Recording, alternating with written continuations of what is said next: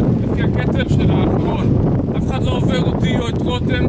אם אני חותר בקצב מסוים, זה כי אני רוצה לחתור בקצב הזה, לא כי אני לא רוצה לחתור מהר או לא לאט. זה הקצב. אף אחד לא עובר אותי, לא רוצה להגיד את זה לאף אחד. זה חד משמעית. חותרים ביחד. יכול להיות שנעצור, שכל מיני סיבות כאלה ואחרות, אתם תעצרו. לא נתחיל לשאול שאלות והסברים ארוכים מדי. למה לא לשאול שאלות? יש שאלות, תשאל כמה שאתה רוצה אחר כך. בערב. אוקיי? לא על המים. על המים, אני מבקש, לא יהיה דמוקרטיה היום.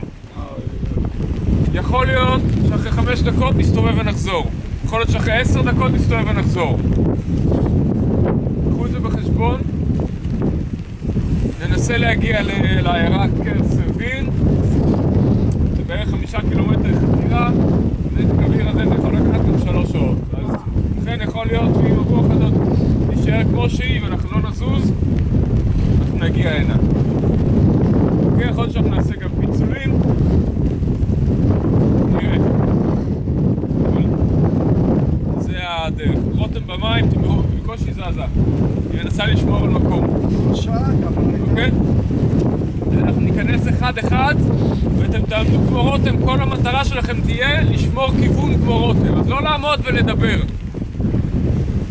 כי אם אתם לא תעשו שום דבר, רק תסתובב ככה, עם דופן, ואתם חייבים לשמור, בשביל לשמור חרטום, צריך לעבוד כל הזמן.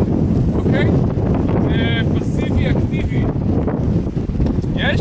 יש.